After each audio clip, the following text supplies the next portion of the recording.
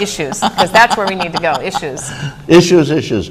Nancy Bargar is running for the assembly, and this is not a infomercial for a campaign, and so we can't say too much about it, except she's running against Andy Goodell. We got to mention his name, and there's been some interaction and fun stuff, and I'm sure Andy will be very happy to come here and explain who the rat is who stole your domain in his name. Well, I hope this kind of thing will be all behind us next week when the court case is settled on Wednesday. Yeah, I sincerely hope so. It's silly. Because the Independence Party did choose me as their candidate in a very straightforward way. I had an interview with them, and they decided that I was the person they had confidence in to vote independently and be independently minded. Did Andy go for it too, or? He interviewed at the same time that Mr. Parman interviewed, and they chose Mr. Parman over Mr. Goodell. So and he could have forced an opportunity to ballot, which is a primary, if he had wanted to go in that direction. But I knew there was some kind of a question about Parman and you. And Parman walked out and didn't do it properly, and you walked in, and so that's what the lawsuit was about, isn't it? Something to that effect. It was procedure in the Board of Elections. They didn't even know who the candidate was going to be when this was going on, so I had nothing to do with it. Well, I wasn't even identified. Well, it's becoming so impacted with the old timers. It's just basically you can't dislodge a sitting member of the New York State Legislature unless they, well, if they burn down an orphanage or something like that, you might be able to get rid of them, but they've got to do something really horrible. And it's very hard, and so this is part of the game plan, is to make the petitions hard, make it legally hard to get on the nomination, and you're facing that, of course. I just talked to Rudy Mueller, and he says he's so fed up because he's getting all kinds of nonsense and silliness and lies and so forth, and it's just driving him nuts. Well, that's another thing. As you know, when you talk about what people are standing for and types of reforms, I've been working on downsizing since I was in the county legislature. I would say that Mr. Herbie and I were about to retire, Norm Herbie, and both of us were saying this would be a good time even to reduce the size of the legislature, even if it's symbolic, and that did not gain favor by enough people. What happens is the party that's in the majority thinks it's a great idea when they're in the minority, but then when they achieve the majority status, they don't want to fool with the possibility of losing their majority by switching around and reducing the size. But the reducing the size, downsizing, if we keep doing the same things we're doing, Reed, we're going to have the same results. So you have to do something different. And it's the same as the merge and lower tax movement in Lakewood to try to remove a layer of government between Lakewood and Bustite. I've been working on that as well because I believe we have to do things differently. You know, we have over 20, I think, or 17 anyway, villages which are towns and nothing else. Like Westfield is the town of Westfield and the village of Westfield. There's no other village in that town.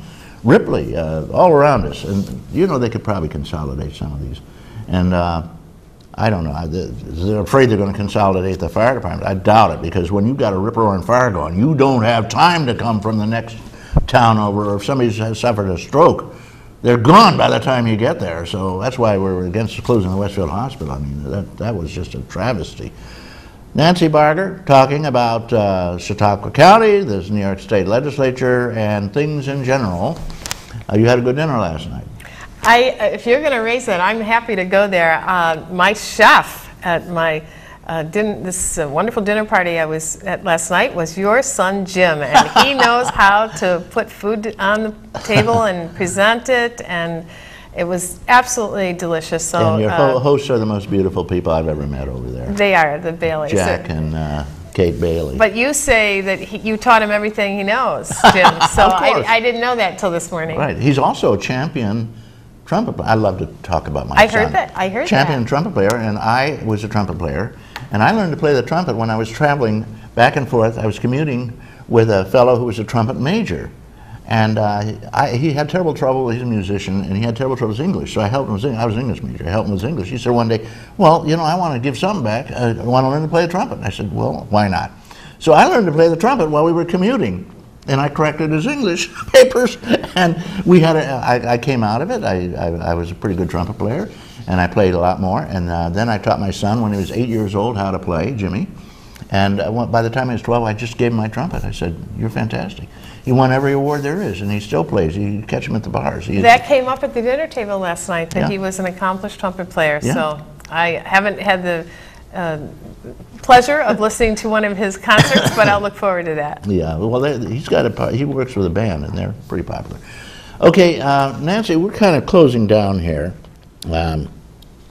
I did want to briefly touch on your business. What's your business? I know you're in real estate, right? Management? We are property managers. We have done this for many years. I was the manager for 18 years of our property management company called Flavanna Realty. We have, my siblings and I are now doing some of the things that my father did years ago to manage. A lot of it is commercial properties in the village of Lakewood and apartment buildings, as well as some timberland. You don't own any skyscrapers in New York? No, we don't own anything outside the Western New York region, no. But it's a challenge, as you said, because with anybody being taxed, you pass those taxes along to your tenants. Yeah. And that's nothing different for us.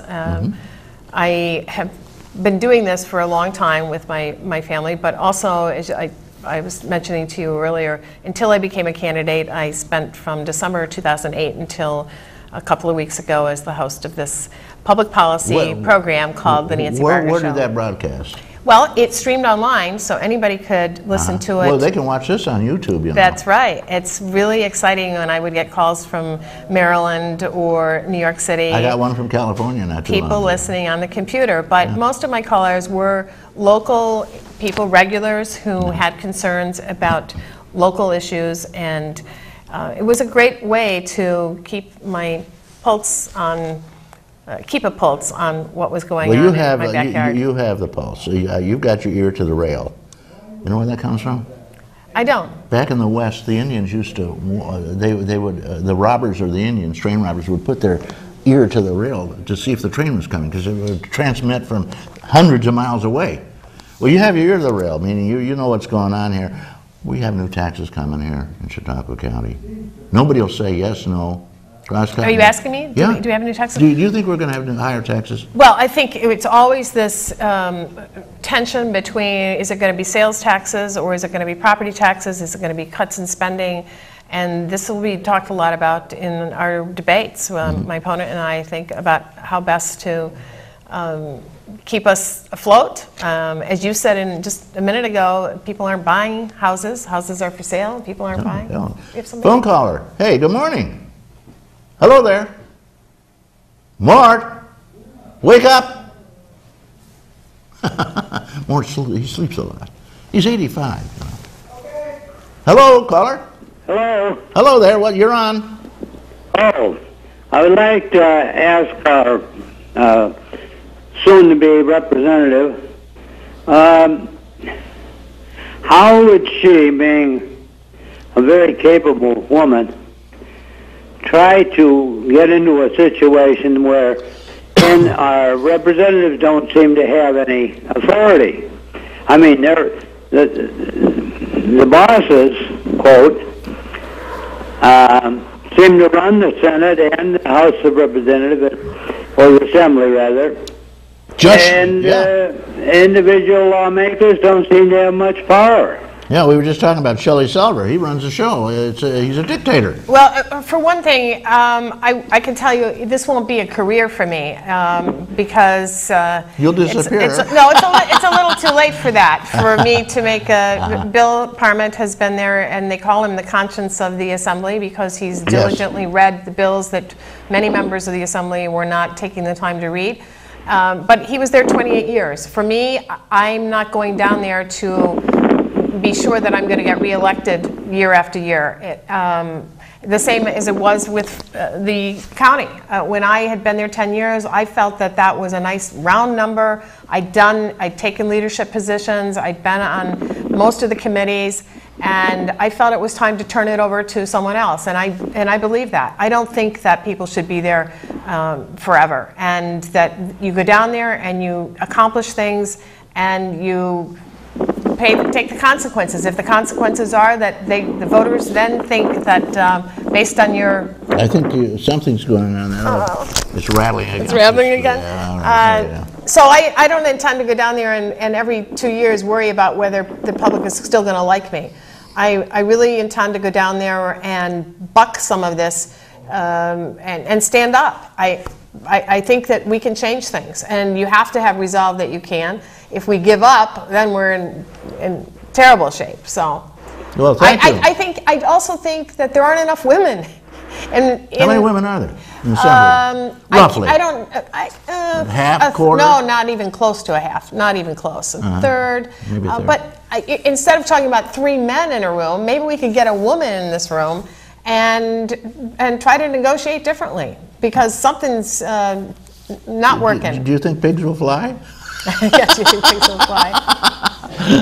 Thank you, caller. Thank you. I appreciate the call. Thank you very much. We are trying. Nancy is, as all the new candidates, interested in breaking the iron hold that the 3 leaders in New York State have, and they're the only ones who make laws, and that's what they line up their people, and if they don't go along with it. Who's now that they threw the last corrupt leader out of the Senate, who is now the new leader there, do you know? Oh, I think Espada is still there. Is he? All right. Hey, they haven't thrown him out yet. No, it was the other guy, G. Oh, Bruno? Bruno, yeah. When they Bruno, yeah, he got into a lot of trouble. Yeah, he's but out. They found other people to go in that room. Maybe they'll get into trouble too. But he runs the Senate. You run the. Shelley runs the Assembly, and then the governor is there, and he runs. Well, he does pretty much whatever he wants. Well, we're going to have a new governor, and that also makes things very interesting. Yeah. I was fascinated to meet Bob Duffy, who's the lieutenant governor candidate running with Andrew Goodell at a couple of campaign functions recently. He's a former police commissioner from Rochester, and I think he is resolved, or resolute about being very disciplined and doing things differently. I hope so. We're dead as a state right now. We're moribund. The taxes are just driving people nuts. And as you pointed out, being a business lady, that if the taxes are raised, it just means that the people will pay more, even if it's on business, because they've got to make the money, and they're going to just pass the tax along. Cat food, the next generation of food for senior citizens. We've had a wonderful chat with Nancy Bargar, and I've just received this notice. We're out of here. We're done. Thank you for, again, allowing me to come in and see your new studio, your new digs. They're absolutely gorgeous, and I hope you'll have me back. Well, thank you very much. Will you come back soon? I will. Okay, we'll see how the campaign goes, we'll put it that way. And don't forget to listen in when Andy's over here. He probably appreciate a call from you. Okay, guys, I want to thank everybody. So, last caller, I'm sorry we didn't get you on, but time is up. We're done. She'll be on before long. I had Nancy on probably once every other month when you were active. Yeah. And maybe you'll still you have do longevity. You really stick-to-itiveness. So you have that on your side. I never quit. Never quit. Although I'm now in my 70s. You know, back then when I had you on in my 50s. Gee, which time passes. Hello there. The caller, I'm sorry again, I apologize. I want to thank some really super duper people. First of all, this is the largest, most modern, state-of-the-art studio for access in the state of New York. Come down and visit it any Saturday morning when we're on the air. I want to thank the guy who did it all, just about, Chuck Kelsey. Devin Taylor, who helped out big time. I want to thank Chris Bird. I want to thank Chris Ramaker. I want to thank Mort Flexer, Randy Bird. I want to thank Jeff Zook.